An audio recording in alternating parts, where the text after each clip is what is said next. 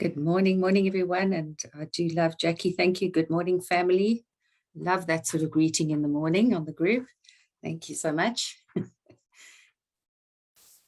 Morning and welcome to everybody as you are joining us. A very, very warm welcome to you all around South Africa. This is a national webinar. So we're excited to host you again. And we are going to ensure that we stick to the timeline as closely as we can. It is now 9 a.m.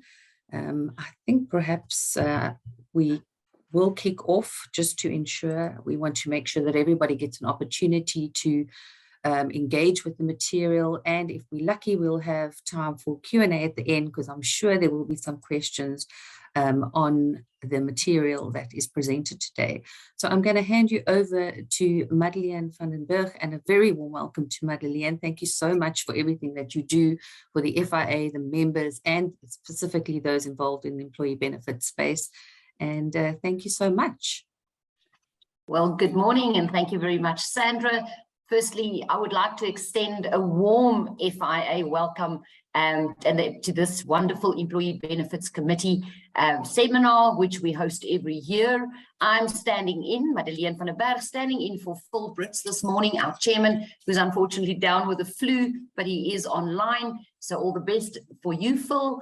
But then a big welcome to our speakers. A special thank you for your time, your effort, your expertise, and your hearts of service to this incredible industry and the trade association, FIA. We have Rowan, Guy, and Vicky with us this morning, and I really know that this lineup is going to be incredible of the value that they will add to this morning. Also, a big welcome to you, Sandra, and your team for arranging this morning's session with these relevant and topical subjects. We really appreciate your time and your willingness to do this hard yards preparation so that we can all have great information of quality and relevance. I would like to make a mention to the FIA Secretariat's professional dedication to their volume of work, legislation, and the engagement with stakeholders.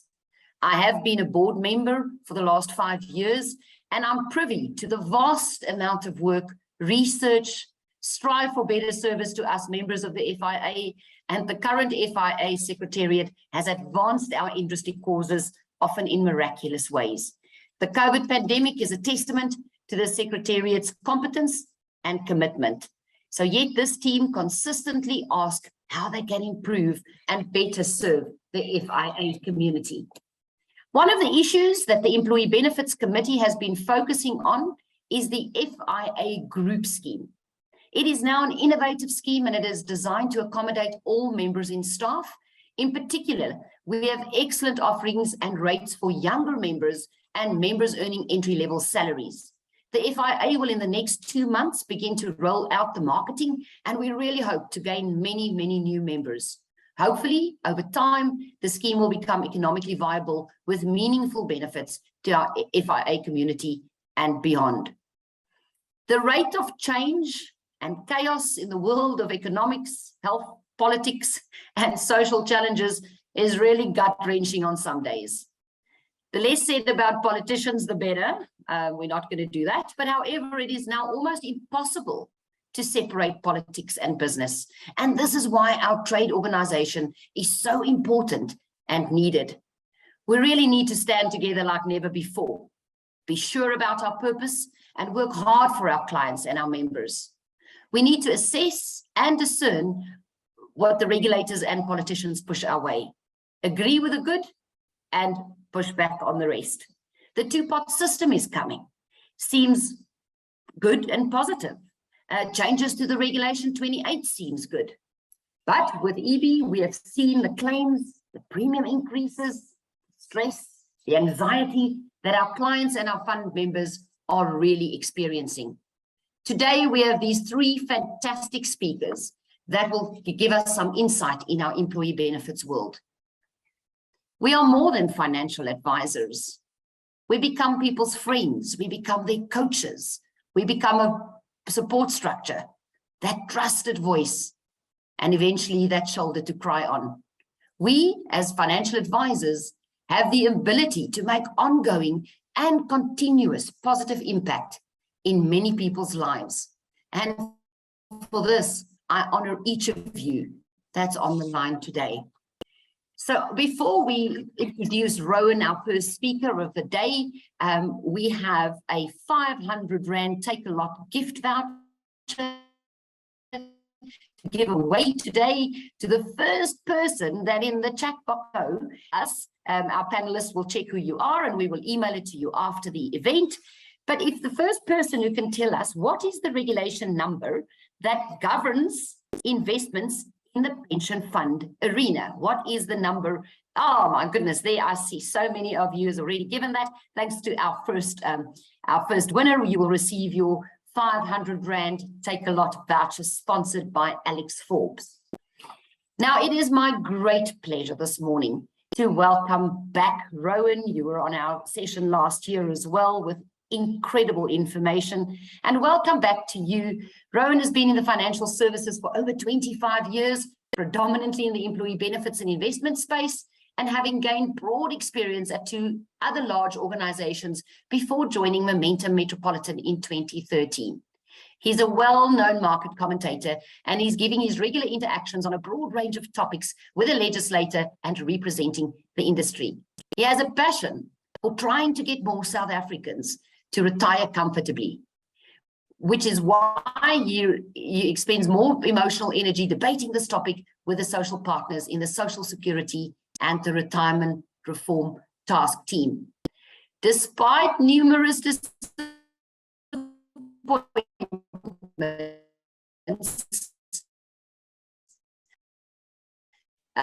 he remains a committed South African sportsman with us this morning. And we hand over to Top Chanel for the 2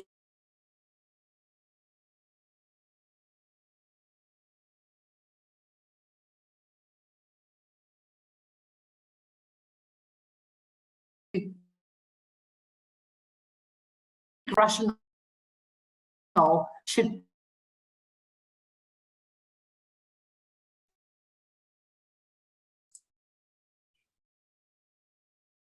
is that just me or is there an issue?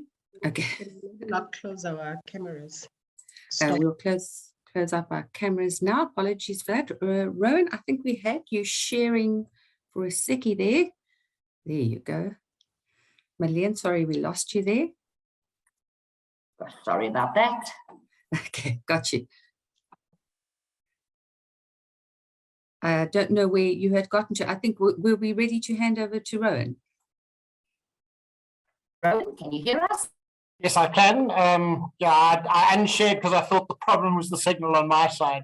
Thanks very much, Madeleine, and good morning to everybody. I'm sure that you've heard a lot about the two-pot system, and so the intention today is really to run through what it is that we're talking about, but to sort of really give a little bit more context to the presentations and the thinking around this.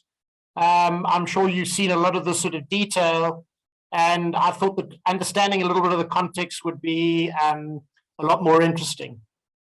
So I think just to sort of start by setting the scene, whenever we think about these sorts of issues, we need to consider them within the broader social security context. And that's really important because what we're trying to do is incrementally improve the existing system that we have. And in doing so, we reduce the risk of government coming in with a big intervention in terms of a national social security fund or changing our system significantly. So what we're always trying to do is to improve the system to ensure that we have better outcomes for our members and that we really are able to justify our existence.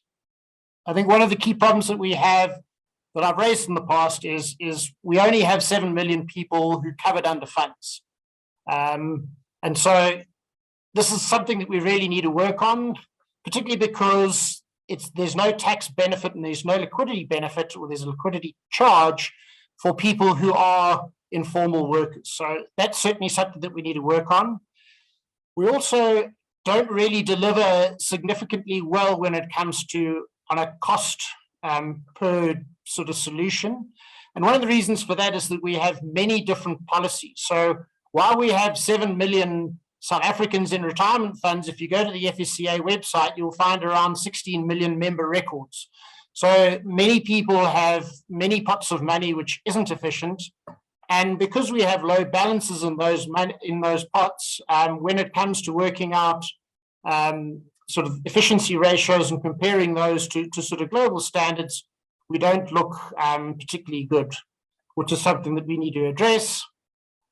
Obviously, we speak often about the few South Africans who are able to retire comfortably out of our industry. This is something that we need to address, and preservation is the key issue for the shortfall. And certainly the two-pot system is exciting because it looks to address some of that problem. We also need to think about solidarity. How is it that we leverage the many to deliver great solutions to people? And most importantly, in a country which is struggling on a fiscal basis, how is it that we sort of set up a system that operates on a sustainable basis? I think it's quite important to just understand the genesis of this discussion and how we've got to where it is that we are. Early on in the COVID pandemic, the union stepped up and said, our people are suffering, salaries are being cut, people are losing their jobs, and we need access to our retirement funds, and we demand this immediately. The problem with that was that it could have required a legislative change, and our systems are really built to pay out total benefits. They're not built to pay out partial benefits. And so along with time to change the legislation, there would have been time to change the administration systems. And so unfortunately, that really wasn't feasible. The DA came forward and tabled a suggestion that we expand our pension-backed lending to sort of provide some sort of relief. Without changing the National Credit Act, it really wouldn't have moved the dial much. And I think most people just sort of thought that this was putting a sort of a bandage on a gaping wound. And so as much as there's that adage, don't let any good crisis go to waste, this was an opportunity to sort of rethink the system. How do we give an element of access, but at the same time, can we use this as an opportunity to improve preservation? And so many of you will have seen a table like this, and so I'm not going to sort of dwell on it, but really the proposal is we're going to introduce a new system that has the concept of an access pot and a retirement pot.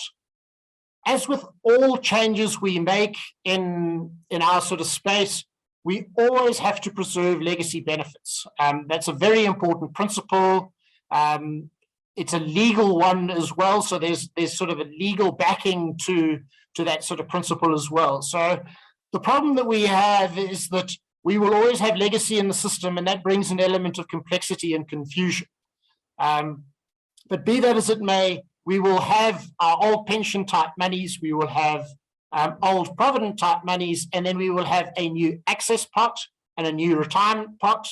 The retirement pot will work like pension fund monies in that you will save towards your retirement, and then when you get to retirement, you must annuitize. But the difference now is that you won't have access to that money. And the access pot, you should really think of as a pre-commutation bucket. This isn't like an access bond. This isn't a savings account that you should be dipping into for your December holidays, as an example. It's really there to cover emergencies. And so in the event that there is some sort of financial emergency, you'll be able to access your access pot. And so it's looking to relieve the liquidity problem that people talk about, which is really what the unions were arguing. What's the point of me having money sitting in a retirement fund if I can't put food on the table? And so that's really what the access pot is there for. What we must remember is that the red block of money, the legacy monies, people were accessing every single time they were changing jobs, and they were cashing in all this money. And I'm sure that Vicky will touch on this in her presentation when she talks about member behavior. But the reality is people weren't saving their money, cashing it all in. And so now what we're trying to do is we're trying to keep 2/3 for retirement and allow people more regular access to their money. So the key thing that we're trying to do here is safer retirement. And yes, I would concede that this access pot does start to create people thinking about this as a more general savings vehicle. And I think that's what we as an industry are going to need to sort of decide what it is that we want out of this development. But very much what we're trying to do is we're trying to keep as much money sticky, staying there until retirement, so we are able to deliver those adequate retirement benefits that we really should be promising our members. And so the key question then is, you've got this access pot. How is it that we use the access pot to deliver to this retirement objective, but at the same time allow people access to money? Because I think that we recognize, for those of us who've been around for a long time, 25 odd years ago, when we tried to introduce compulsory preservation, the answer was a very firm no from all members. And so there's this balance that we need to sort of strike between this access pot and the retirement pot. And so there's a lot of talk around, well, let's try and limit people in terms of dipping into this access pot. And so we can do that in a number of different ways, in terms of how often they can access the pot, what reasons they have for accessing the pot, how much money they can take out, or say limiting it to a total number of times that they may be able to do that over their sort of fund membership. And so we almost have a range of possibilities here. And so that's why I've sort of put it across this continuum, where you would have a very paternalistic approach, which would be sort of almost draconian and sort of set out very clear rules in terms of when you may be able to access your pot, or a very sort of accommodating, less restrictive sort of environment where you trust members to do the right thing. And so you could, on these number of different sort of opportunities, limit, for example, access only on demonstrated financial hardship, or you could say whenever it is you want.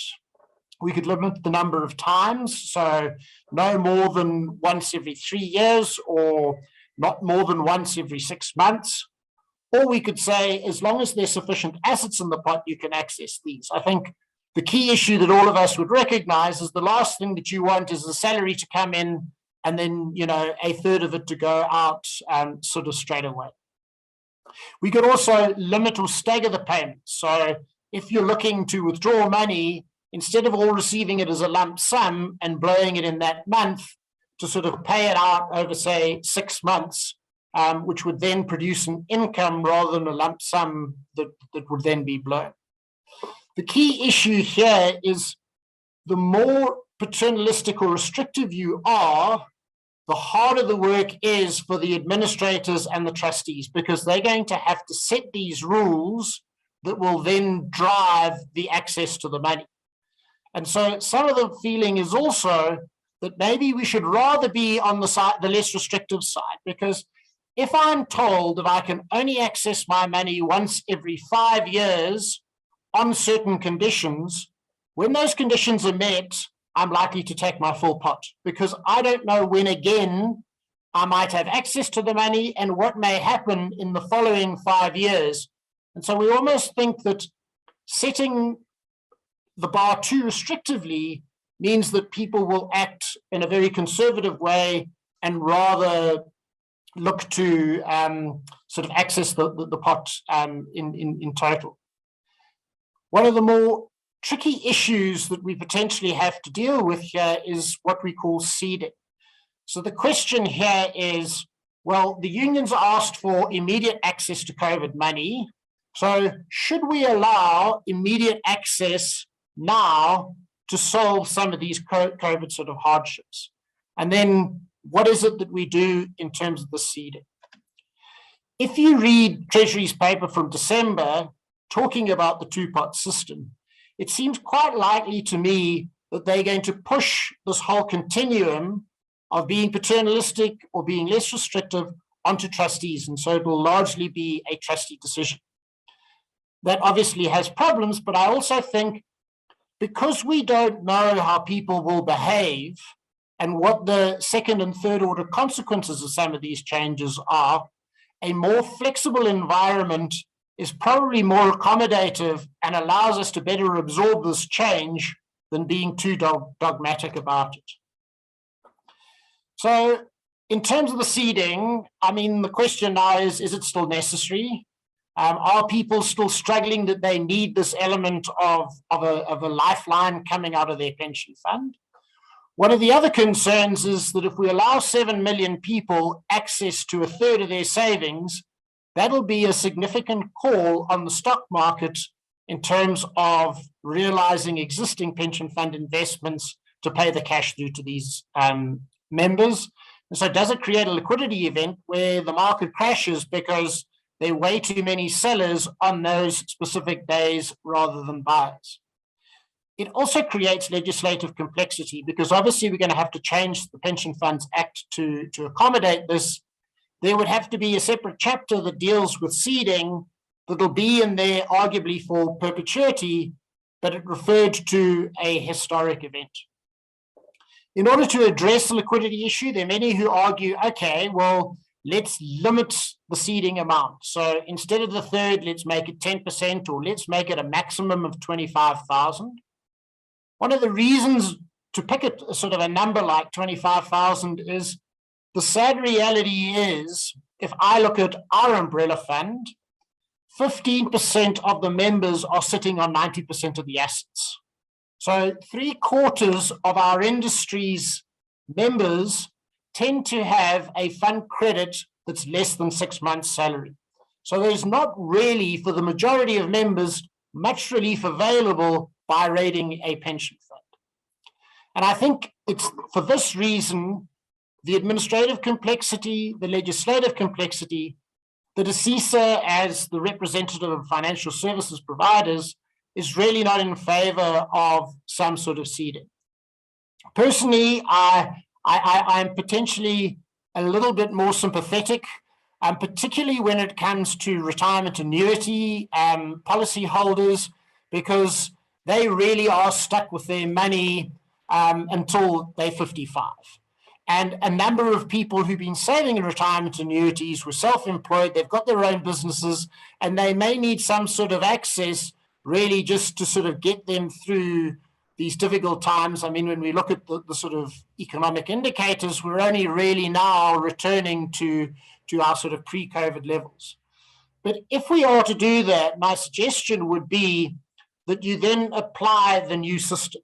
And so there's the 1/3 that you have access to. So let's say that's 25,000. That means that you'd have to take from your legacy assets twice that number, 50,000, so that you then maintain the 1/3, 2/3 split.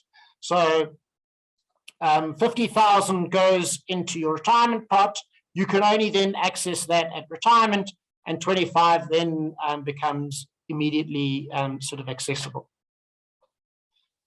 So I think there are still a number of sticking points that we as an industry need to be aware of, and we need to think through, and we need to give input on. For me, the biggest concern is this 1/3 number. You know, why is it 1/3? Well, because of the 1/3 commutation. There was no science in coming up with a 1/3 other than the fact that we have that anchor point in terms of the way pension funds work and your options at retirement. But the risk remains that for the next pandemic or the next economic sort of crisis, members will then come and say, we need to move the 1/3 to say a half, or to say 3/4 of your balance sits in the access pot. And so it's very important that we cast that number into stone. Otherwise, we will significantly erode our industry and the assets that we have. I think one of the tricky things that we're going to need to think about is what happens with that access pot, particularly with creditors. So if I become bankrupt, you know, would my creditors be able to access that 1/3? And then all of a sudden, the creditor protection that you have in a retirement annuity that makes that an attractive vehicle is lost to some extent. I think it comes more into play when it comes to how do we think about pension-backed lending. Do we allow the banks to access that access pot in terms of offsetting the loans that they've granted if I'm starting to skip payments? that would be a good idea because it gives the banks more security, and so they will continue to provide these loans at lower interest rates. But the downside of that is that the assets in the industry will be stripped by the banks because people will find it more convenient to settle those outstanding debts by their pension fund rather than out of their existing income. I think that existing retirement annuities become a problem, particularly these old sort of legacy retirement annuities where large commissions were paid historically, committed based on the basis of committed sort of asset flows over the future time. In addition, there are a lot of retirement annuities that create a significant bonus at the end to try and encourage policyholders to stay invested. So they give them lots of points or double up on their assets or create some sort of carrot to get you to the end. Obviously, allowing access will diminish the amount of money that you can afford to give as a carrot at that final point in time. And the other thing that I think is quite important is if we create too many rules around the way that the system works, particularly because we're moving into a world of less formal employment, informal workers will be less able to access these sorts of retirement vehicles or retirement saving vehicles. And so we need to think about atypical workers and informal workers, particularly because of the nature of their salaries, that we try and accommodate them within the system. So the existing system is very much built around a known predetermined salary that then drives a contribution that then goes into a fund. So how does an Uber driver participate if he doesn't know how much he's going to earn in this month and therefore how much he needs to set aside?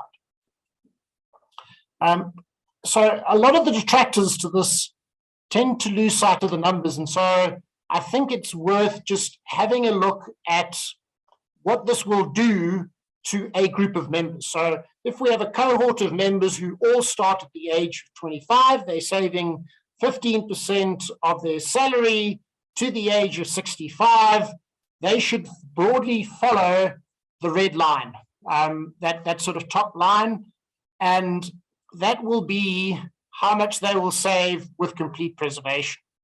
And given the investment markets, don't we all wish the line was truly as smooth as it is? But the reality is that we follow that gold line, that existing line. And so that is finishing us off with 4 or 5 times salary as your fund credit at retirement, as opposed to achieving something just short of 20% if you were to preserve all the way through. And the reason for that is simply our job force is a lot more mobile, and so people are having 7+ jobs throughout their expected working lifetime. And somewhere between 80 and 90% of the time, people will cash in their retirement. And so they're never really building up a sufficient pot. If you were to assume that 2/3 of those contributions remained preserved, so that's effectively in that pension fund bucket, the line will be that purple line. And so that will finish off north of 10 times salary. So we should at least see a doubling of assets in the industry if we introduce the 2-pot system. And I think that that's quite significant. Obviously, with complete preservation, we'd have 3 times the assets in the system, if not 4.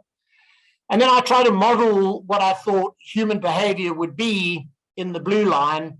And the reality is, I think that people will access their pots pretty regularly unless we as an industry and as advisors intervene to create the right sort of structures and the right sort of understanding in terms of ensuring people can move up towards that red line. But I think it's quite important to understand that. What's also important is I modeled, and you wouldn't have seen it because they were very small sort of numbers there, but right at the bottom, I put sort of net cash flow. And so while there are concerns by a number of commentators around liquidity, and I do recognize that this looks like the average, it doesn't look at sort of individual events, but because 2/3 is always preserved, only that 1/3 is access, we will have fewer liquidity events than we do at the moment when groups of people get retrenched and large numbers of retirement benefits are cashed in. So the important question that we as an industry have to ask ourselves is, well, where does that scale benefit go? So when we're charging as a percentage of assets, will we and asset managers be under pressure to reduce those charges to reflect the scale benefit that's being created? Or will there be some sort of free ride and so we create higher margin, and what is it that we choose to do with that higher margin? I've spoken a little bit about the sort of the liquidity events, but I think smooth bonus funds in particular have a little bit of a challenge here. Why do you need a smooth bonus fund other than just right at retirement for that pension pot? Because it is going to remain invested. You can't cash it in. You don't need smooth returns for that. And then how exactly is that access pot working? You can tap into it on a voluntary basis. And so there's a lot of anti-selection in terms of when you may access your smooth bonus fund if it's the investment vehicle within your access pot. And so I think that smooth bonus funds will need a lot of rethinking as a result of that. As I mentioned, I don't think that the access pot will be meaningful. And so there's a lot that we're going to need to do to try and nudge this better preservation behavior. The key question is, does it need its own investment strategy? And there are a number of people who believe that by its nature, it's going to be like a cash account, then invest it in cash, and then take the retirement pot, which was for the long term, and invest that in, sort of equities, and everybody's talking about infrastructure at the moment. And the reason for that is they say, well, people have access to this access pot, and so we need to create liquidity. My question there is, given that we have member investment choice at the moment, we already have daily liquidity. People can switch between unit trusts and within SEG portfolios on funds very easily at the moment. And so I think that the two-pot system will open up the liquidity premium rather than create a problem for that liquidity premium. The other reason for sort of considering this as one retirement pot is a Reg 28 complexity. So let's just very simplistically say, I'm going to have my 2/3 pot all invested in equities because that's for the long term, and my access pot I'm going to invest all in the money market account because that's like a transactional account and the member may come tomorrow and demand his money. That's fine. I've got my 2/3, 1/3 equity fixed income split. If that member comes and pulls his entire fixed income portfolio, I've now encashed all of that fixed interest exposure. That member's fund credit is now 100% in equities, and now I'm going to have to go and rebalance on that side. I think that's an unnecessary complexity. I would rather we say the total investment strategy for both pots is there to deliver a retirement benefit, and think of both pots on the same basis. Given the time of this presentation, I decided not to really go into the tax complexities, but that's my argument as well when it comes to how should we treat these pots in light of a tax issue. I do concede the Treasury is right that high income earners can take their contributions, drop it into a fund, and immediately take 1/3 of that contribution out of the access pot. And because your withdrawal tax is lower than your marginal income tax, you can get about a 10,000 Rand benefit over the year, in the initial years, obviously, until that scale moves up, as a result of that differential between the tax. But I really think that the frictional costs of doing that, the fact that you would be paying group life on that contribution as well, you may be paying transactional costs, as I mentioned, and the fact that 2/3 of that money then gets stuck in the retirement pot, I think that that's sufficient disincentive for the very few who potentially are going to sort of play that game. And I think it also, the two-pot system makes retirement annuities a lot more attractive.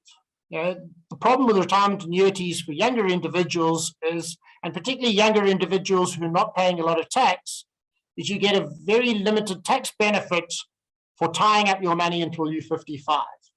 Being able to sort of use your retirement annuity for this element of emergency, I think makes it very attractive, and I think it starts to put pressure on endowments. Endowments are already quite expensive given the 30% tax that applies, but if somebody's saving for the longer term, perhaps they would use a retirement annuity and the element of the access pot rather than going for an endowment. So again, I think as an industry, we've got a little bit of thinking to do there. There's this other insurance company in Belleville, I forget its name, but they have this benchmark survey, and just recently they launched these statistics around a survey they did of members, specifically around the two-pot system. It's quite a small survey when you consider, what it's looking to do, but I think it is quite instructive anyway. So what was pleasing was that more than half of the people surveyed understood or had heard of the two-pot system. I think what is concerning is that 56% of them, so nearly 3 out of 5 of them, didn't like the proposal. And I think, and I'm sincerely hoping, that this is because as an industry we haven't properly explained what it is that we're looking to achieve here.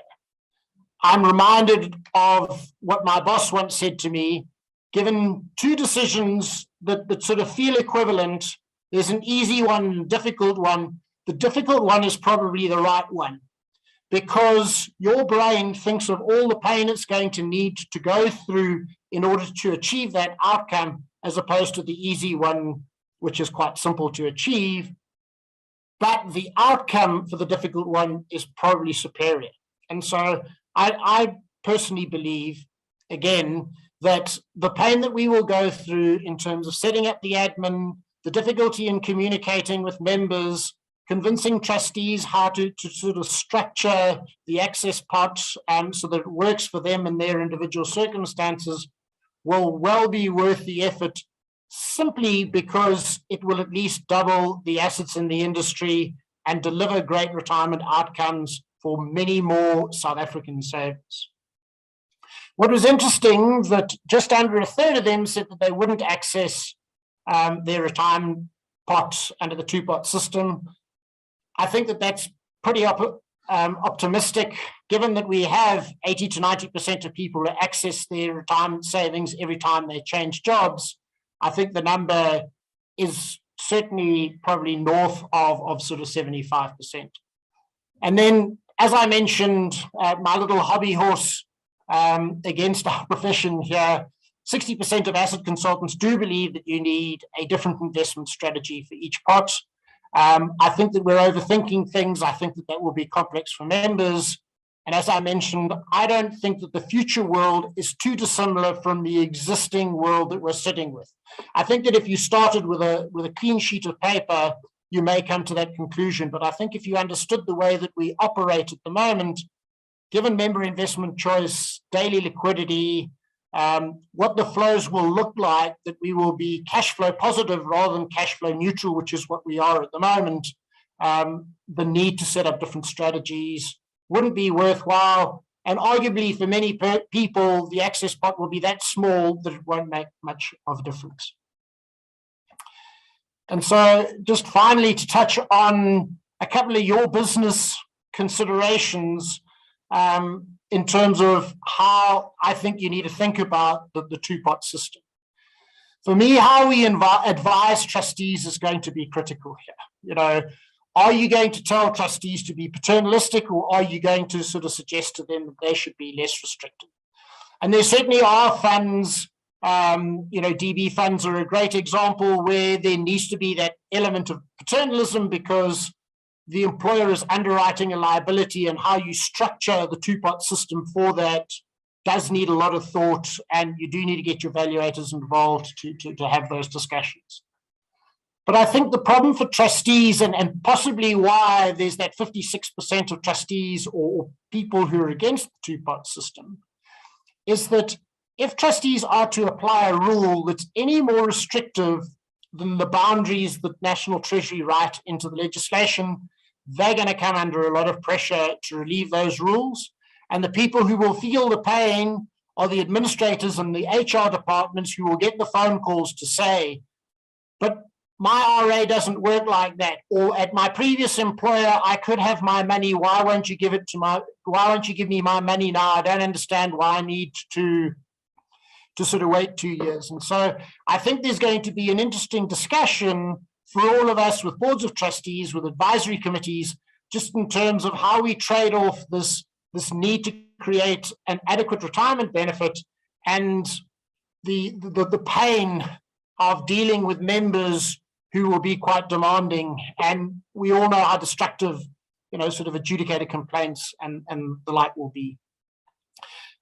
We've all spoken as an industry a lot about retailization, the fact that we can now have these institutional funds delivering member level benefits.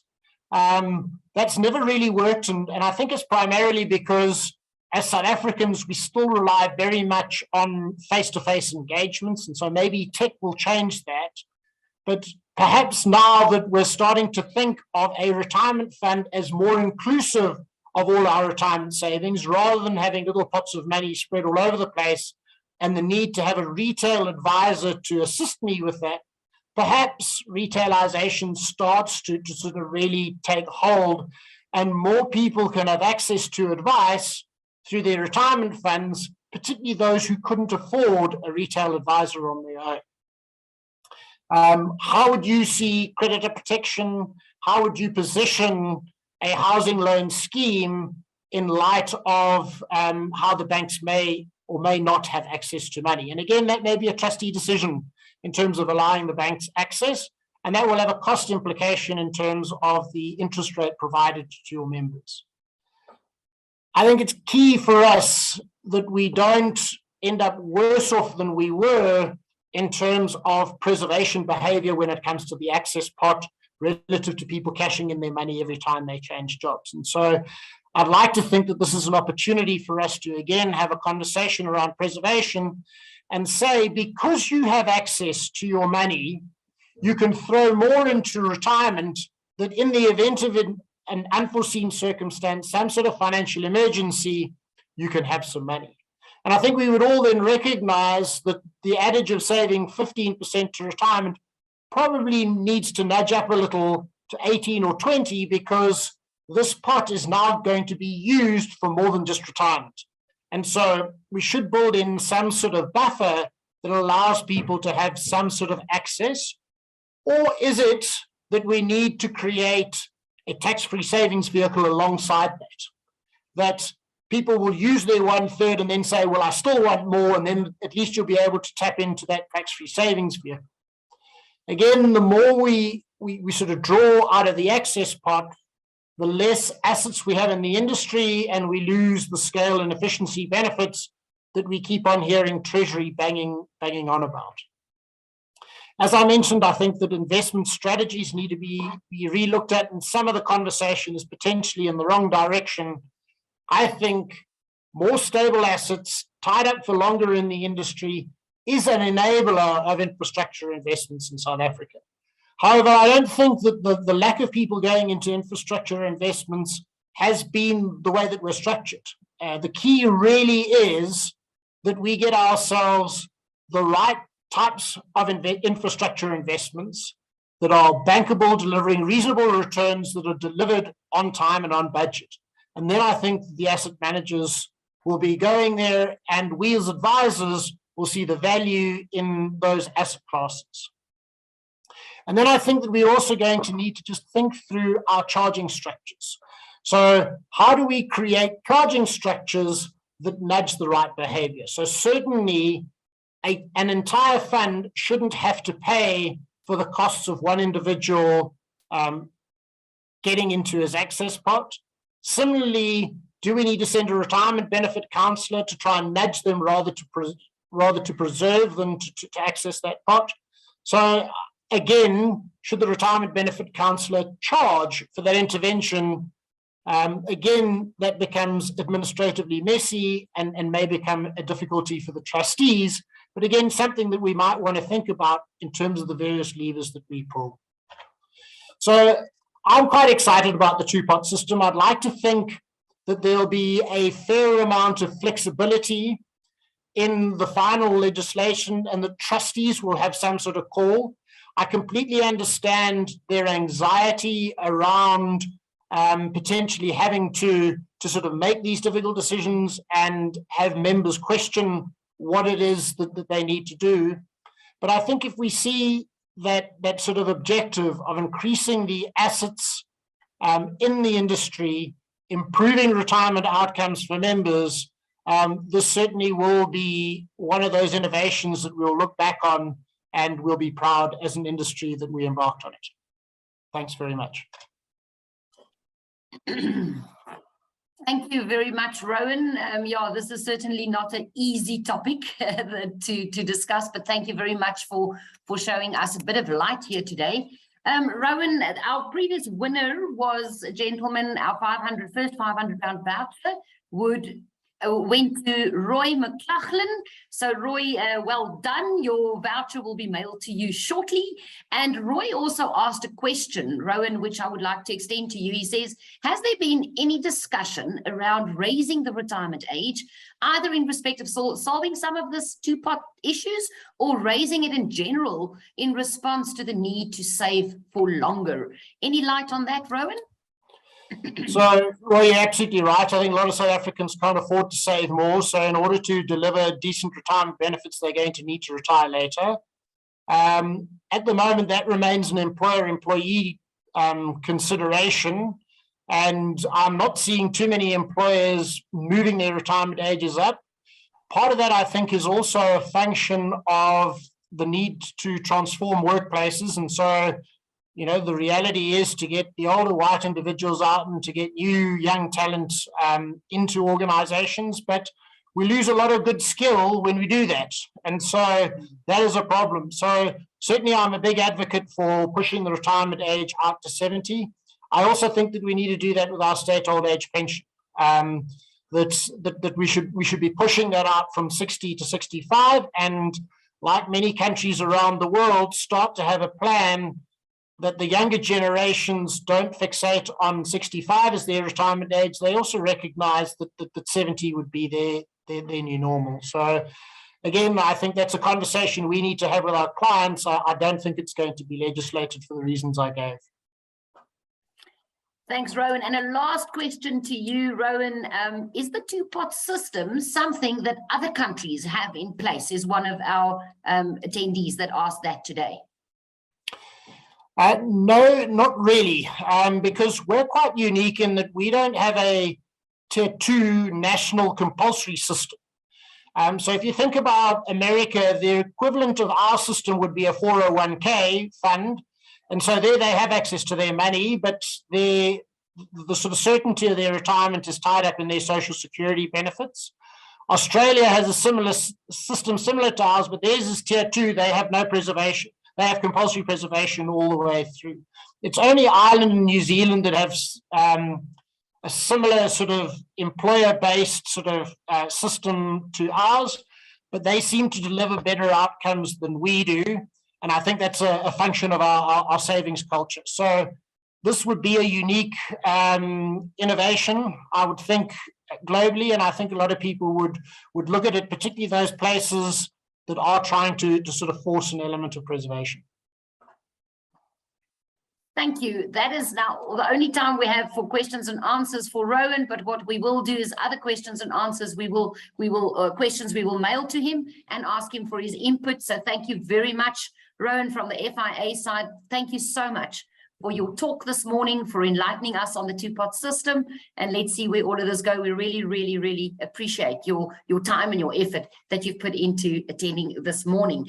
The next question for your next 500 Rand Take a Lot voucher, sponsored by Alex Forbes for us, is in Rowan's talk this morning. He said to us, there is a body that is not in favor of the request to give COVID relief.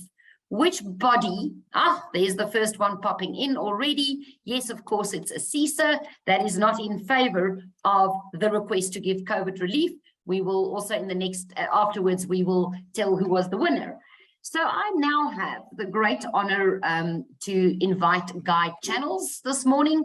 I have personally heard Guy speak on numerous topics and numerous events. And Guy, I really love the way how you make difficult concepts really easy for us to understand. So welcome from the FIA side this morning. Welcome as one of our speakers this morning. Guy is the head of product at Discovery Employee Benefits. He's responsible for product research and development, pricing, technical marketing, and digital experience. Prior to this, he was the strategy and business development executive at Old Mutual Corporate for 4 years. And before that, he held various positions in Old Mutual in South Africa and Kotak Insurance in India, spanning employee benefits, product development, and capital management. A warm welcome this morning to you, Guy, where you are going to chat to us about beyond the pandemic, what to expect once the waves subside. Thank you very much. Thank you very much, Marlene, and to the committee and to all of those who are present this morning and listening, those perhaps watching afterwards. Thanks for your attention. Yeah, I think maybe the only topic on COVID that people are still interested in hearing is about what might happen when COVID's gone. We've all heard so much about it, sick of it. It's really been terrible. And it's chewed up so much of our mental space, especially in the financial services and advice world over the last 2 years. It's unseated a lot of previously stable kind of processes and expectations in the market. It's been a real tumultuous experience. What I'm hoping to give you today is some thoughts coming out of Discovery from us having been able to look across both health trends and insurance trends and global research and try to put it together as best we can into, if not a clear roadmap, indications of the kinds of trends we expect to see emerge in insurance once the kind of fixation on ups and downs of COVID waves has kind of moved away. I'm going to do that in two components. I'm going to very briefly look back, and then I'm going to look forward. I want to spend most of the time looking forward, but it is helpful to look back because we are at an inflection point at the moment. Quite an interesting inflection point, and you'll see what I mean in just a second. Firstly, before I get to that point, here's those peaks and troughs that we're all so tired of seeing.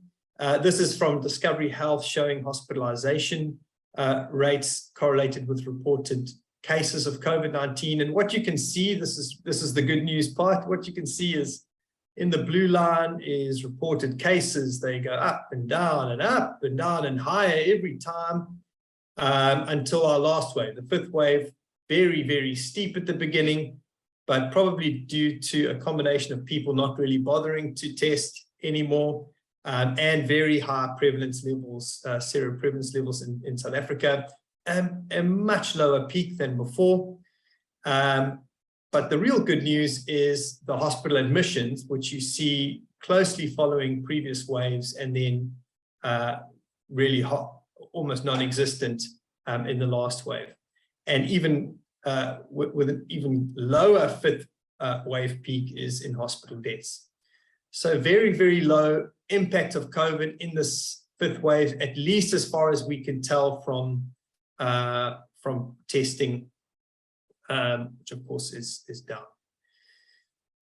That's the good news. The slightly concerning picture and what I think creates a backdrop for what I'll say when looking forward, why I say this is an inflection point, is that this graph that we've seen a number of times, national excess deaths, is taking on an interesting character just at the moment. So national excess deaths, followed the same waves. We've known that COVID has been massively underreported because reported COVID deaths have not come close to explaining full excess deaths during the waves, but they are correlated in time with the excess with the waves. The concerning point is that while we've seen the impact of the fifth wave is much lower than before, We think most of that is because truly COVID is causing less direct deaths. Excess deaths are still significantly elevated, elevated. And this shows kind of number of deaths. In the next slide, I'll show basically the same picture, but percentage of weekly deaths over expected. And that's at about the 15 to 20% level.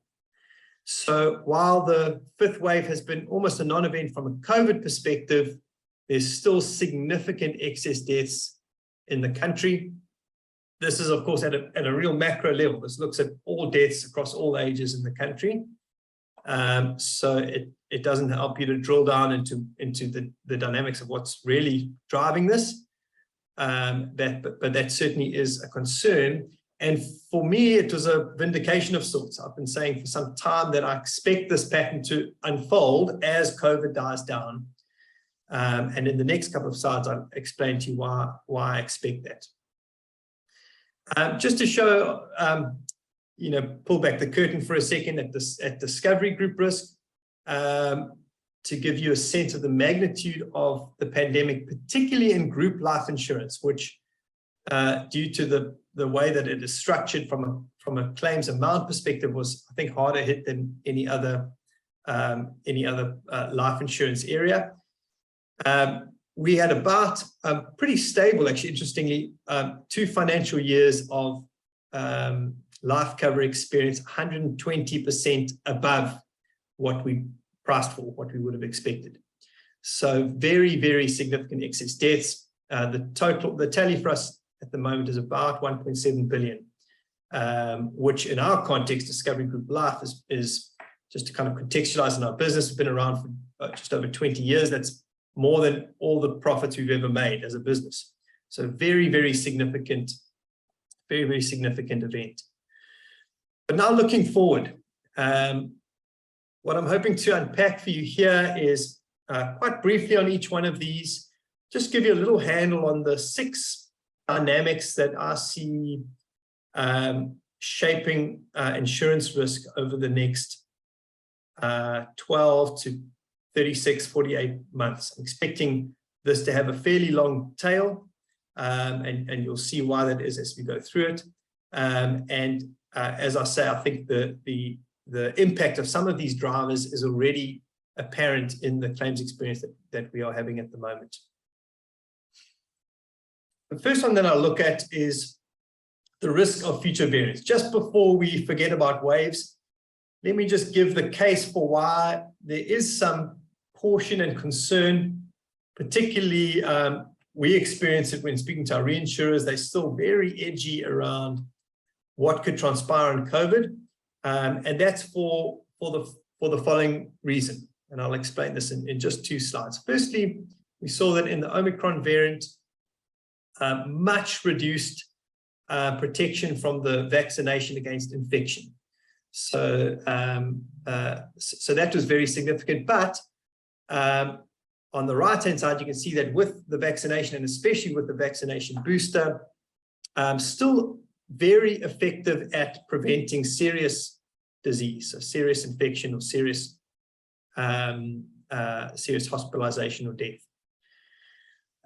So that was good, but concerning that there was such a dramatic impact on the effectiveness of the vaccine to prevent infection. This picture then says, while Omicron had different characteristics in terms of infection rates, but was happily not as sort of severe as some previous variants, particularly Delta. There is the risk with the way that COVID evolves that there will be a future variant that varies in ways that are still deadly. So there are basically 2 ways that a virus can evolve over time. One is in this kind of ladder where each variant breaks away from the previous variant. And so if the virus is progressing in a certain direction, you can use that trajectory to kind of gauge where you're going with the virus. And the next variant will be somewhat similar, maybe slightly worse, maybe slightly better. There's another way, which is that you can have multiple paths, series that the virus is taking, and at any point, a virus strain from any one of those series could gain dominance. And unfortunately for all of us, that's the way that COVID has been behaving. This picture on the right-hand side here shows the various variants that we've kind of become familiar with, that we've gotten used to hearing about. And it shows where they kind of branched off from the original virus. And what you can see here is that Delta was the sort of main big name that that caused havoc in the third wave. But once Omicron came along, and it had different characteristics from Delta, it branched off not from Delta. It branched off from the virus way before, the virus as it was early in 2020. And so the risk with COVID is that you could have something else branching off from earlier on, not necessarily evolving from Omicron, so with dissimilar characteristics from Omicron emerging as a new dominant variant. And that, of course, could be better or worse for fatality rates.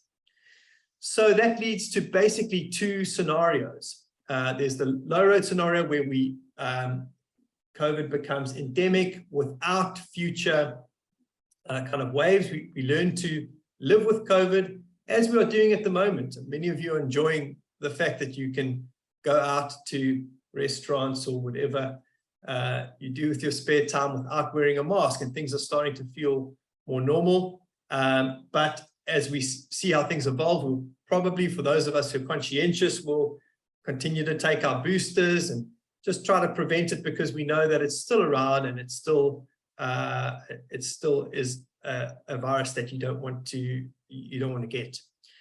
Certainly you don't want to get unprotected.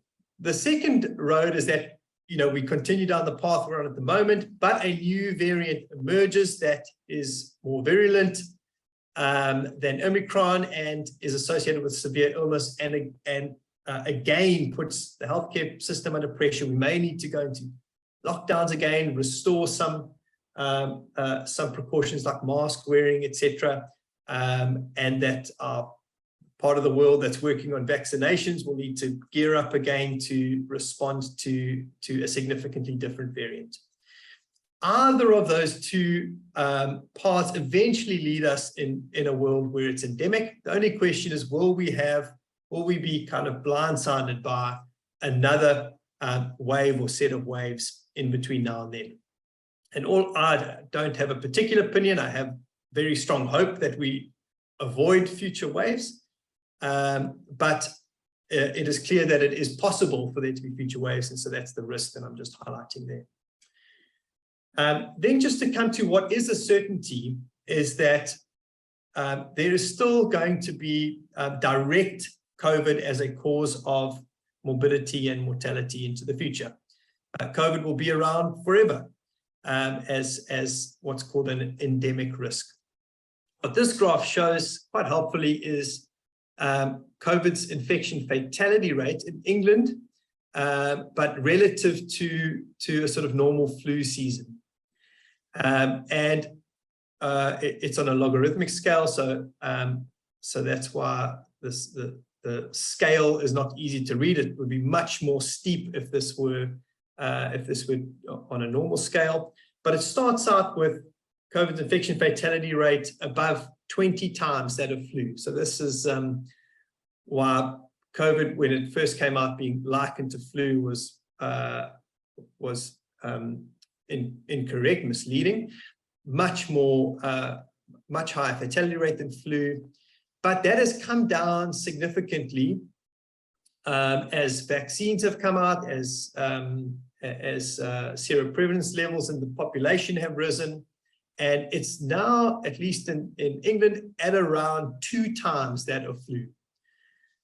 So it has other characteristics that are different from flu that make it more concerning. COVID has certain comorbidities and long-term impacts that make it more concerning than flu. But purely from an infection fatality rate perspective, it's approaching that of flu. Probably will remain more deadly, more risky than flu, but it's getting into the same ballpark. And so we should think about trying to avoid COVID where we can. Shouldn't be flippant about it, but it's out of the immense danger zone that it was earlier on in the pandemic. Okay, so that addresses direct COVID. I'm not going to say much more about COVID itself. The concerns that we have, the trends and risk factors that we are perceiving and we'll share with you now are related to dynamics that have emerged because we've been in a pandemic, and particularly a COVID pandemic, but they aren't actually the direct risk of COVID. The first pillar there is the sort of bridging pillar, which is that people have been exposed to COVID, who've had a COVID infection, are at higher risk of various other conditions and comorbidities following that infection. So to unpack that, I'll show you a few data points. This one, firstly, was put together to show the differentiated and relative risk of having a vaccine versus COVID. People were saying, remember when vaccines first came out, don't tell us this vaccine is safe because there are risks for the vaccine. And that, of course, was entirely true. Those who said the vaccine was riskless were overreaching, and that was incorrect. Every health intervention is a risk-reward trade-off, including taking the vaccine. The vaccine certainly has some risks. But what this graph on the left-hand side here shows the risk of developing various conditions following the vaccine. They are not zero, but it then shows those relative to the risk of developing those same conditions following an unprotected infection of COVID-19. So, for example, kidney injury, your risk ratio is about 0.5 here, and it's well over 10. Again, this is a logarithmic scale, so it scales up very quickly, over 10. So 20 or more times higher risk of developing a kidney condition following COVID exposure versus that following a vaccine. And what that means for us now, especially in a country like South Africa, where so many people were exposed to COVID, one of the factors that's helped us in the fifth wave is that seroprevalence levels are so high, notwithstanding the fact that vaccine levels were not that high. Because so many people have been exposed to COVID, many people in South Africa, I don't know the exact proportion, maybe half of the population has had COVID, somewhere in that ballpark, and so is exposed to a significantly elevated risk of kidney injury, pulmonary embolism, myocarditis, heart attacks, etc., blood clotting syndromes, a whole bunch of risk factors that we know are associated with COVID are now at work in the population. So the population has been exposed to COVID. They do now have higher risk of developing these conditions, and we'll see that play out over time in the health statistics and health utilization. Some other stats painting and filling out a similar picture. This one I won't spend too much time on, just watching my time, but basically just showing health spend being higher post-COVID than pre-COVID, and especially relative to those who did not contract COVID. But becoming more specific, the probability of developing diabetes post-COVID is 2.75 times higher than it is if you've not contracted COVID. And for developing a cardiac condition is 1.5 times higher than if you're not contracted COVID. So that is very concerning. Those are chronic conditions that if you're an underwriter underwriting life insurance, you see someone with those conditions, you either rate their insurance premiums or you refuse to give them cover. Chronic conditions that can be managed, but that increase dramatically your risk of something going wrong and ending up in a claim event. And those are two fairly prevalent conditions, so we're able to get good enough data to make these kinds of statistical claims about them. But there are, of course, many other conditions that are less prevalent that may have similar factors. So COVID seems to be a kind of gateway experience into some surprising at first and concerning medical conditions. The fourth pillar is around people's behavior. So the third pillar is around COVID has happened to you, and what does that mean for your kind of the future pathways of how your health might progress. This one is around COVID happened to all of us in the sense that all of us were in a pandemic facing the different risk-reward trade-offs that meant. The risk-reward trade-offs are very different for healthcare during the pandemic than it was before. So what that meant for people is that people did not seek medical attention where they were concerned about exposure to COVID. In the process of seeking medical attention, we saw admissions for necessary but not urgent medical conditions down dramatically. You can see kind of discretionary medical admissions down dramatically over the COVID period. We also see a huge drop in people seeking medical intervention for conditions that are certainly necessary and even urgent. For example, seeking transplants. So people who are pre-authorized for transplants prior to COVID, 10 out of 10 people who are pre-authorized for a transplant go into that transplant. During COVID, 1 out of 4 of those, 2.5 people out of 10 would have did decide not to get the transplant that they were authorized to get because of the fear of being exposed to COVID in the hospital system. And of course, that has dramatic implications for their health going forward. We saw big drops in cancer registrations, especially during the first year of COVID. That just simply meaning that that people will pick up cancer at later durations, at higher severity levels, which reduces your chances of survival, and of course reduces your health even following a successful treatment, because your treatment has to be so much more harsh. And then similarly for people managing chronic conditions, 10 to 30% lower hospital visits for people who should be visiting hospitals regularly as part of their chronic condition treatment. That's what was happening on the health data. What's interesting is that we were able to pick up a similar dynamic in our life insurance data by combining our data sets across health and group life. What we did here is really interesting. So we looked at the crew death rate. So that's just simply saying a population between the 2 years is relatively stable. Let's just look at how many people with diabetes in the past year, how many of those would ordinarily have died, and how many died during COVID-19 year. We looked at those who contracted COVID-19. I don't have the stats here, but it was astronomical. About 10 times higher chance of dying if you contracted COVID. So for very good reason, people with comorbidities were trying to avoid COVID at all costs. But what we found more interesting is to look at what the fatality rate was for people with comorbidities, particular comorbidities, diabetes, and chronic renal disease shown here, if they did not contract COVID. So this is simply the effect of a person having changed their health-seeking behavior because of the added risk of COVID. And we saw the infection rate, the crew death rate of people with diabetes was at 0.92% in the 2020-21 financial year, whereas a standard diabetes case fatality rate was 0.63% in prior years. And of course, that's much higher than the case fatality rate for people who don't have any comorbidities.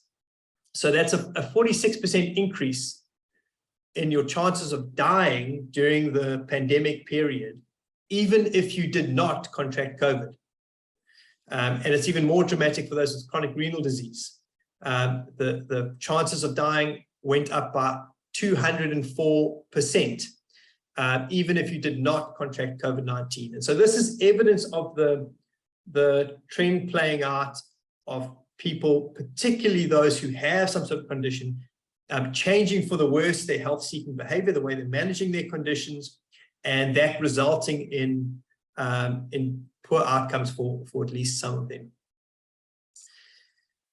The fifth driver, and these drivers kind of become more and more kind of relevant to the entire population is the way that screening and self-care has shifted during the pandemic.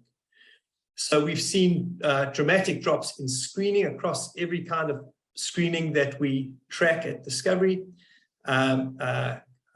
Preventative cancer screenings, HIV checks down 48%, 40%, health checks down 48%, dramatic drops in screenings that have historically enabled people to pick up early signs of conditions. Remember that a health check, for example, picks up your blood pressure, your cholesterol, etc. And so picks up the risk factors that would result in strokes, heart attacks, etc. And so people are not at the moment, right, still to today, are not picking up those early warning signs of developing health conditions, silent killers, in the same way that they would have previously. And we're starting to see that emerge in incidence rates in Discovery Health.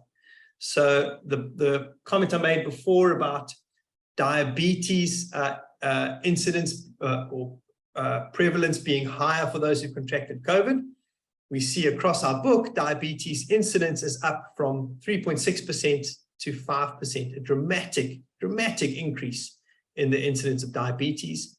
HIV is up. I expect that to be up further once HIV testing comes up more. Cancer is up by from 1.2% to 1.5%.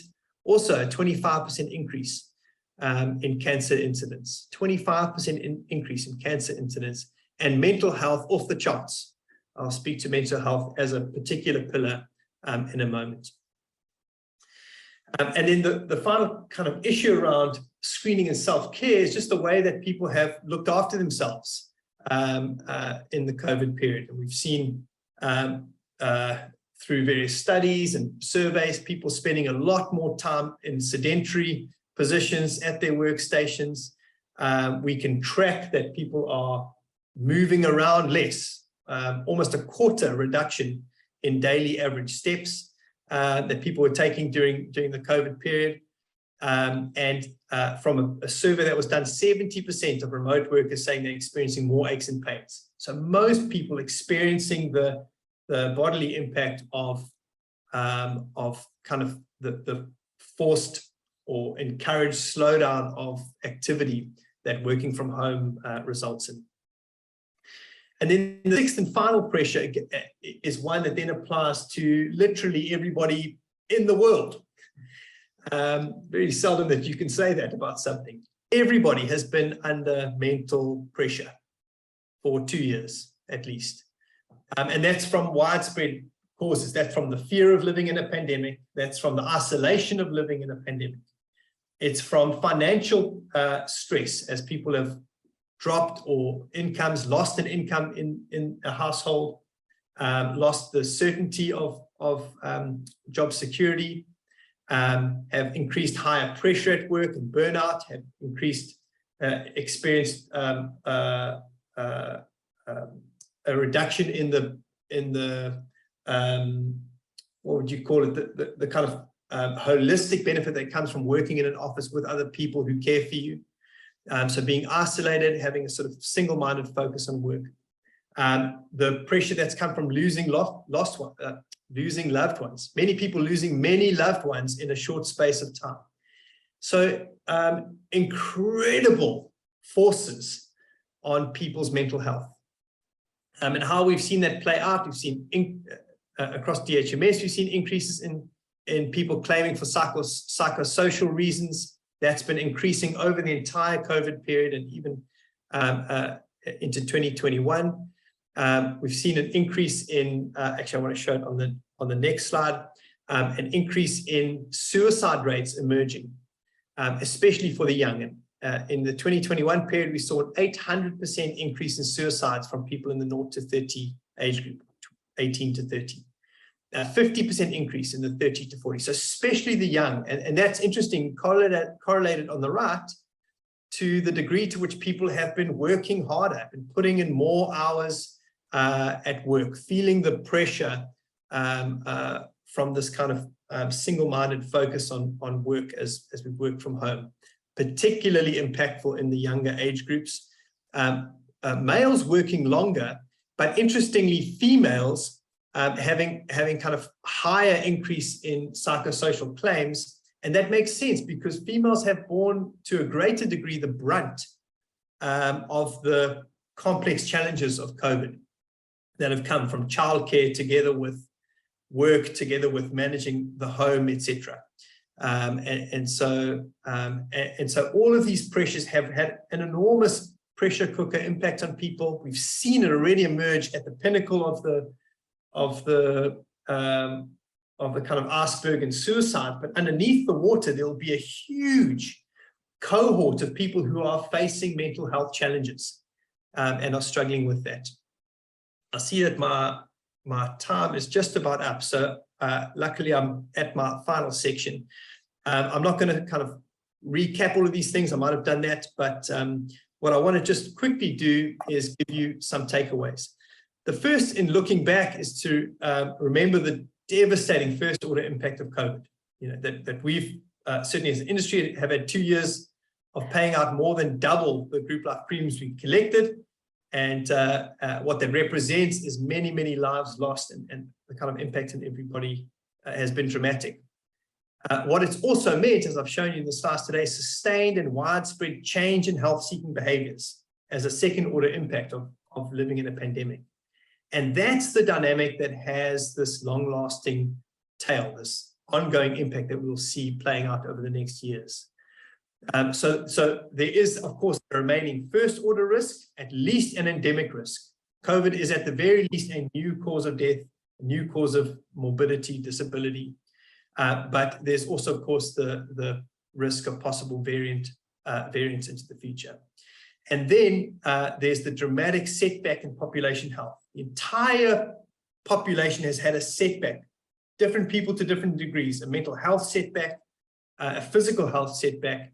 And from that stepped back position, people's personal lives will play out, the different kind of permutations will play out, but it will result on average in worse outcomes from an insurance perspective than it would otherwise. And what that means for us as an industry is that integrated holistic health and well-being structures are really critical, more critical than ever before for employers who want to manage their resourcing risks and their cost of insurance. Insurance costs will increase to the degree that this is not well managed. And it, of course, impacts, as many employers experienced during COVID, impacts dramatically your ability to deliver to your customers if your staff are impacted poorly by health and mental health conditions. And then the second point is that progressive claims management is more important than ever. The pandemic risks has increased the incidence of motivation-dependent conditions, psychosocial conditions, conditions that have a long tail, are difficult for people to get out of, pain management types of conditions, etc. Cancer, which is often kind of mixed with a drop in motivation and drive and mental well-being. All of those will have differing outcomes depending on how well they're managed. And so I think it's really more important than ever that you make sure that your employers are clued into this, are supportive and working with their insurance providers to provide this kind of holistic holistic framework that is addressing the underlying drivers of insurance risk, and that they are able to manage and intervene and intervene with individuals who are at risk to help bend those outcomes, especially where they are motivation related, because otherwise that will work out badly for people from an insurance cost perspective in the long run. So my plea is to do something about it, to really speak to your clients about this dynamic, make sure that they're clued into that they're not surprised by this, and they see that they do have a role to play in the way that these increased risks are managed amongst their employee base. Thank you very much. Thank you very, very much, Guy. It's fascinating statistics. I think and I think the future, what you said of the future, what is quite concerning is the younger generation. that is quite prevalent in the younger generation, but fantastic statistics. Thank you very, very much for that. We really appreciate. There's one question to you, Guy. How many excess deaths can be attributed to the vaccination and the side effects thereof?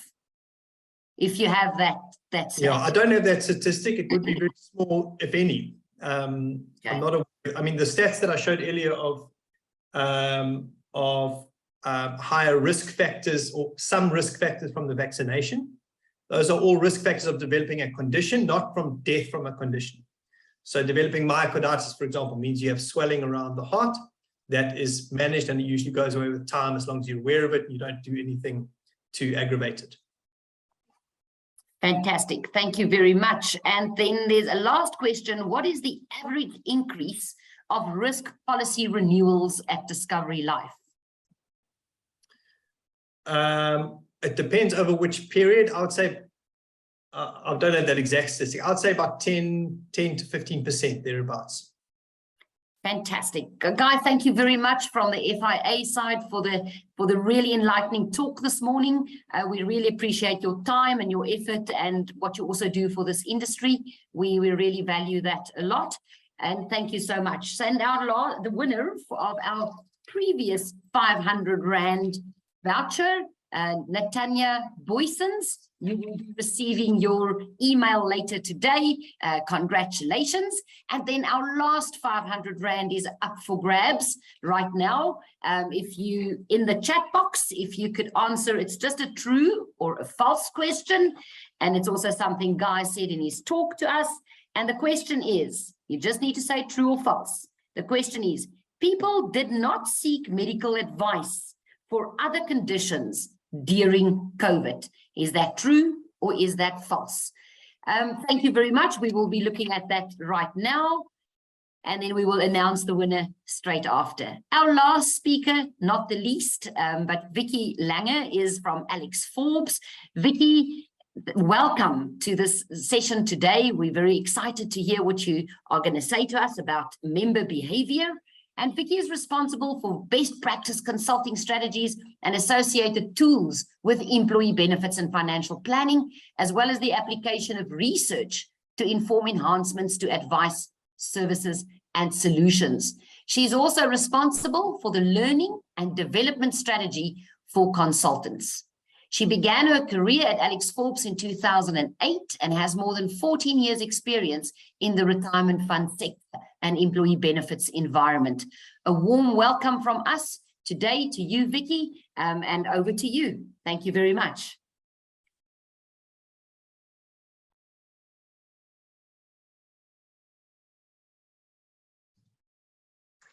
Okay, good morning, everybody. I hope you can all hear me. I was just struggling to find the unmute button there when I started sharing the slides.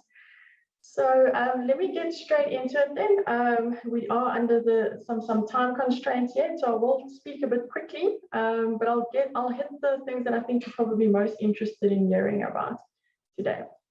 So what I'm sharing with you today is the insights from our publication around member behavior. So this is looking at all the funds that we administer and what decisions do we see these members making and what are the impacts as far as their retirement is concerned, and then also even wider than that.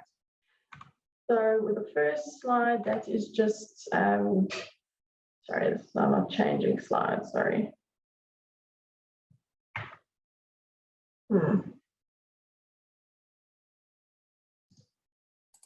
Perhaps try clicking on the screen, Vicky. I don't know if that'll help. Okay, there we go. Okay. Okay, thank you. Suddenly it's working now.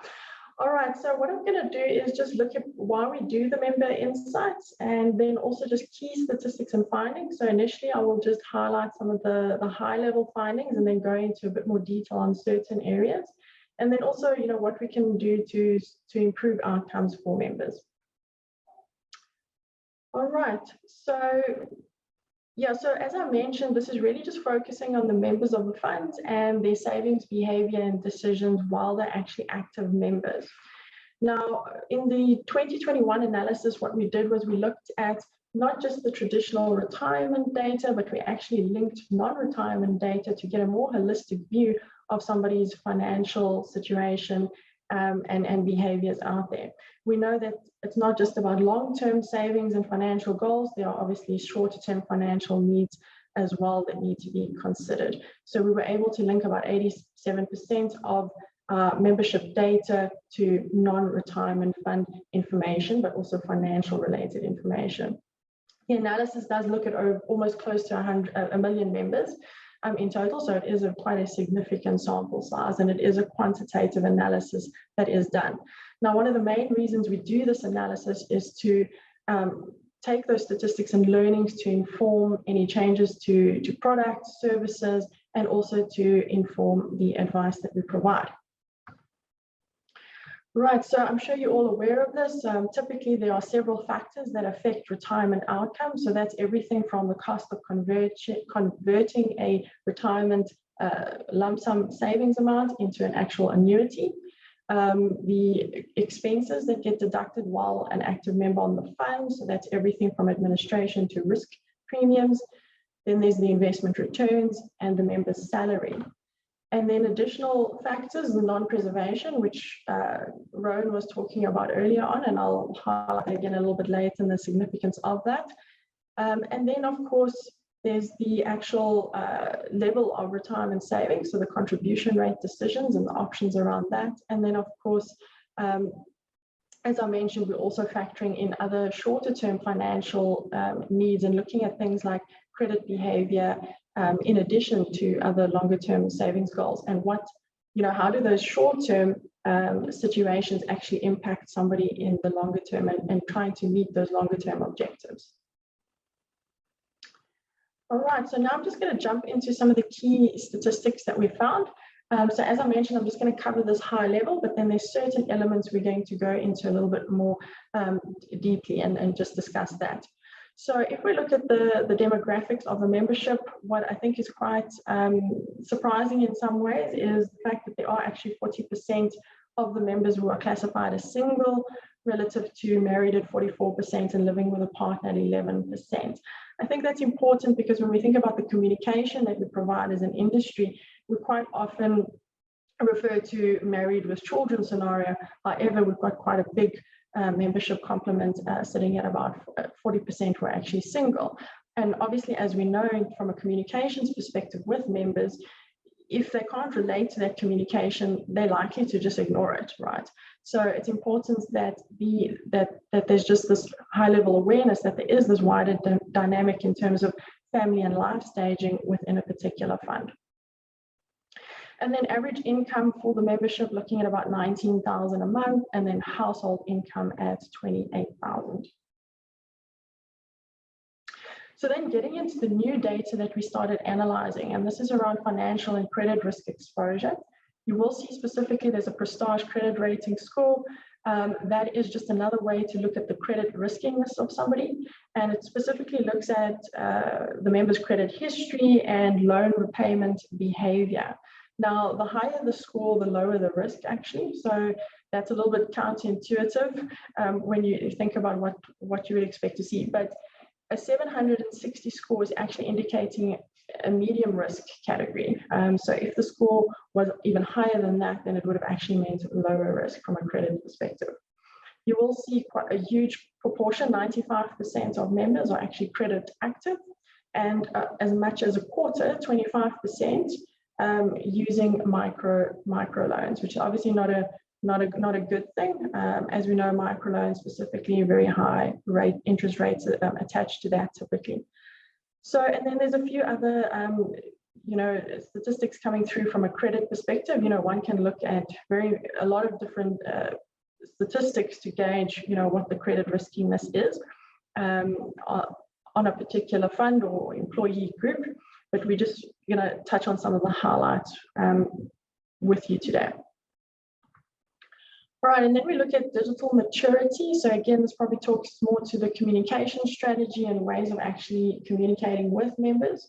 So it's one thing to obviously produce the communication, it's another to make sure it actually gets to that member and it's done in a way that they're likely to engage with it. So what we've seen is 66% of membership utilizing WhatsApp, whereas about 53% email and 51% online banking.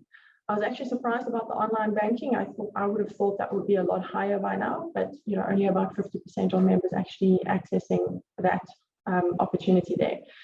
And WhatsApp, I don't think is a surprise. I think we're fully aware the majority of members are utilizing that. So that's important for a fund and for trustee boards to consider.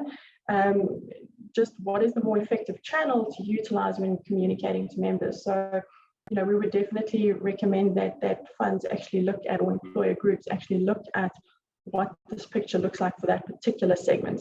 What we're sharing with you here today is obviously across all our funds as an average. Right, and then coming back to the family and life staging, most people are quite surprised to see this particular statistic. So you're looking at 73% of members owning a home, whereas only 44% owning a car. Look, the definition for home ownership is quite wide, so that might also reflect the higher statistic there. And then also of interest, you'll see 1.8 household earners per household. So that very clearly indicating there's typically more than one person earning an income for that household. And so one just needs to keep in mind the changing dynamic behind that. I mean, we've all been aware of the change and shift over the last few decades from typically one person being the breadwinner, where now we're entering scenarios where you actually have two individuals bringing in similar levels of income into the home. And then, of course, coming back to the retirement statistics themselves, you will notice no surprises again. So these statistics remain stubbornly low, and Rowan was also referring to these earlier on in his conversation. So the average projected replacement ratio that we're seeing, it's about 40%. So that would be the members at the time of this particular analysis and projecting their current savings together with contribution rates all the way through to retirement. And then you will see the actual replacement ratio at retirement sitting at 31%. And so that is once the member actually gets to retirement age, what are they actually retiring with? And that's about, 1/3 sitting there as a replacement ratio. Now, the difference between the 40 and the 31 is typically because of non-preservation behavior. So non-preservation is the main reason why members are retiring with poorer outcomes. And then, of course, the actual contribution rates themselves typically are on the lower end, which is typically driving that. So I'm going to move on from this. So because of the lower because of the preservation issues affecting those poorer retirement outcomes, you would have seen the proposals from National Treasury, which Rowan spoke to in quite a bit of detail with you. So I'm not going to highlight this in any amount of detail, but we've also done an analysis to just see to what extent the retirement values, the amounts at retirement would actually be. So you are looking at 2 to 2.5 times higher relative to the current. And so that's really important because it's incredibly difficult to try and rectify non-preservation behavior. And so you do want to get that rectified through the actual design of the pension funds themselves and how those benefits are actually structured. But as Rowan mentioned as well, there is a need in South Africa to at least have limited access, and hence that 1/3 access opportunity being built into the current proposals. Now that is particularly important, especially when we look at some of the statistics moving forward now. If we look at the millennials, for example, and the impact of COVID on that generation, has been particularly dire, especially from a retrenchment perspective. So normally when there's tough economic circumstances, you'll typically see the older generations suffering from that by way of retrenchment or early retirement. However, COVID, it was a bit different, and we actually saw the millennials taking the biggest knock as far as retrenchments are concerned. So you can see that they, as a proportion of membership, actually declined over the 2020 period. We would also expect there to be a bit of a lag. So when we do the 21 analysis and looking at that data, we will see that come through, and our team's actually working on that at the moment.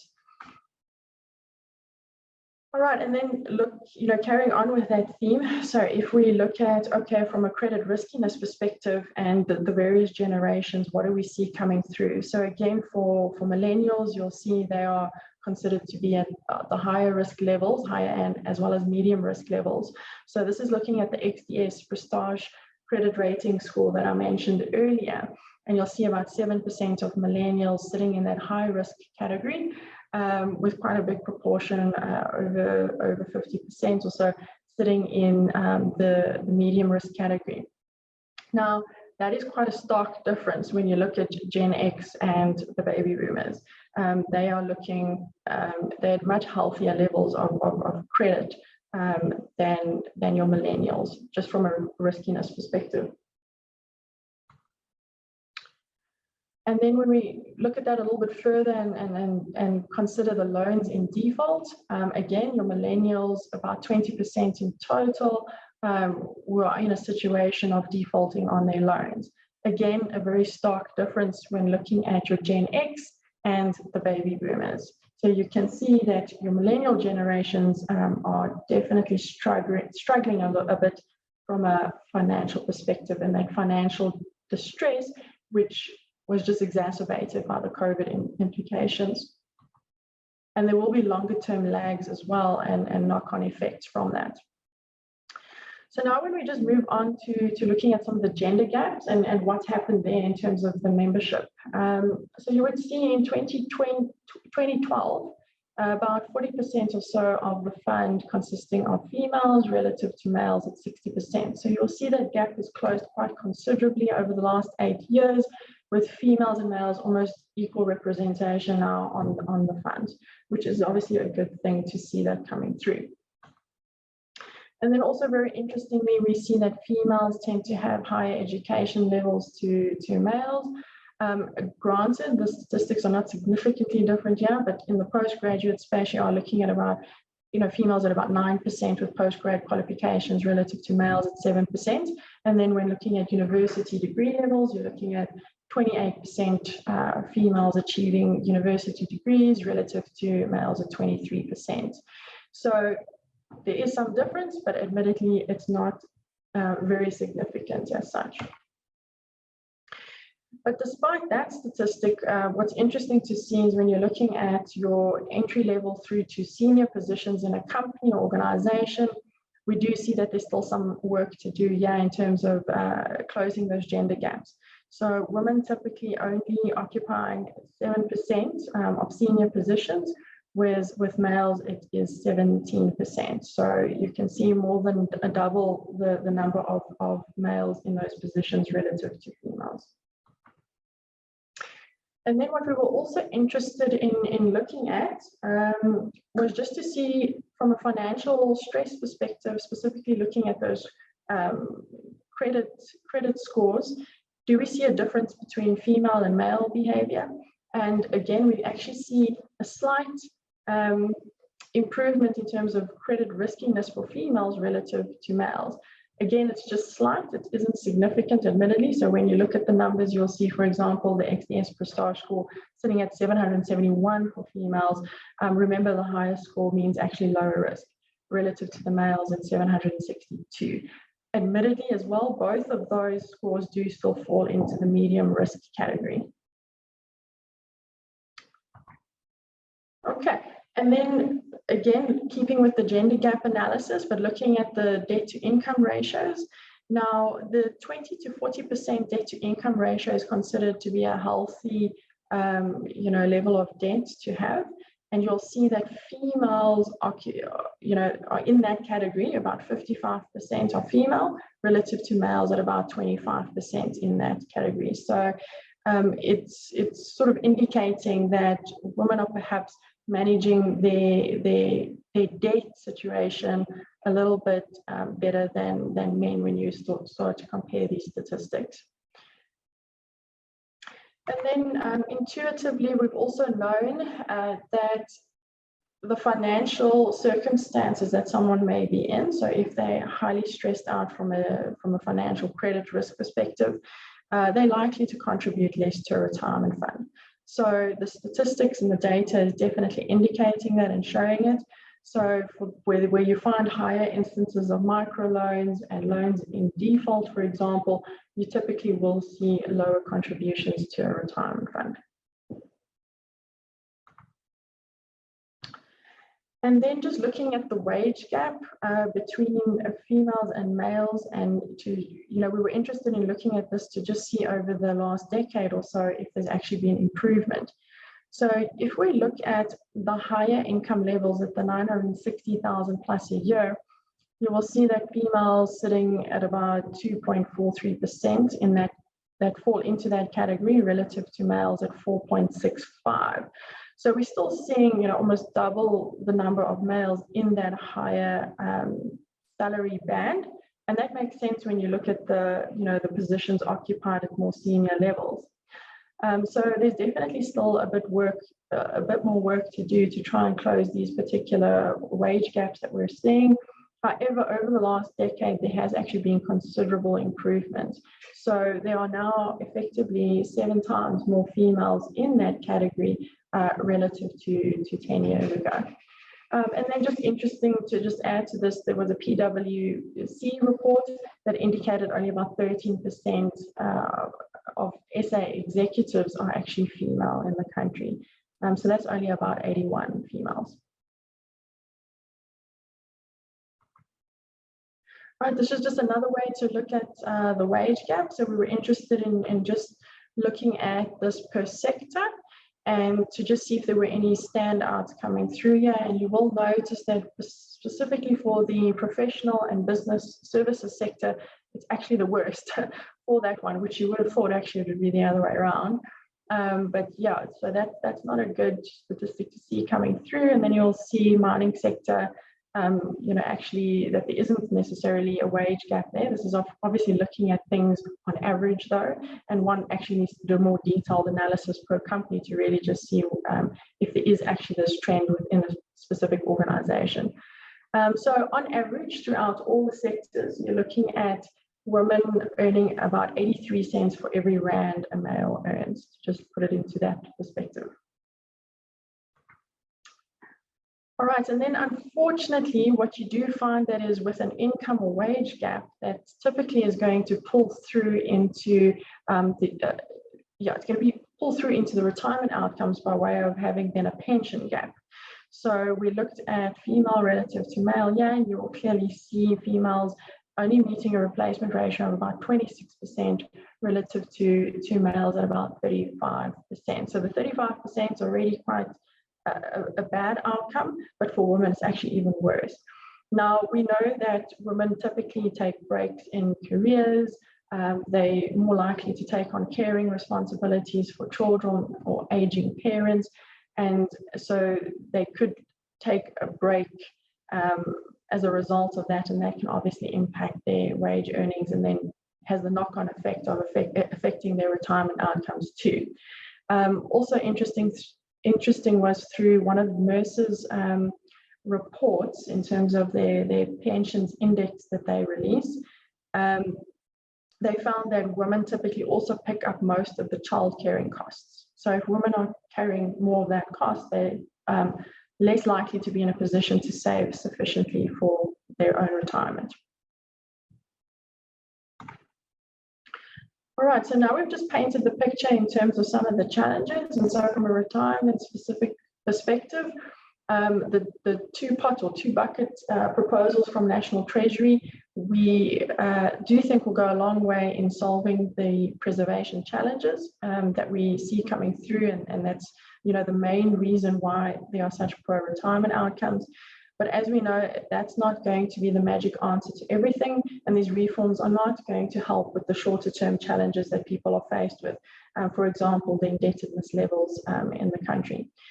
So although this is a good step forward, a lot more is still going to be needed. And so what we typically find as well through the retirement scenario, it's not just about good communication.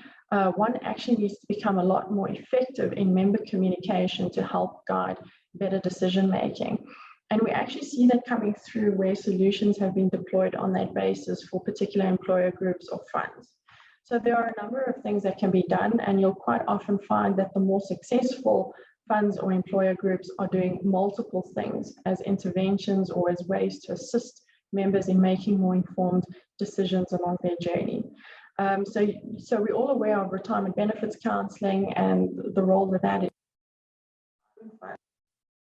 Where that is deployed in a way that is a lot more effective in members and much further than just a booklet or brochure to explain the options, where the person can actually engage with another human being on the other side to actually understand their options and can understand the shorter term consequences as well as the longer term consequences of a decision. Then they're likely to be a lot more confident. So what we found through some of the surveys we have done and where we've engaged members on that basis, 95% of them felt a lot more confident in making a retirement decision. Now, the research shows that where you've got high levels of financial confidence, that actually does result in much higher levels of actually just A, making a decision, and B, making a good or informed decision in the end.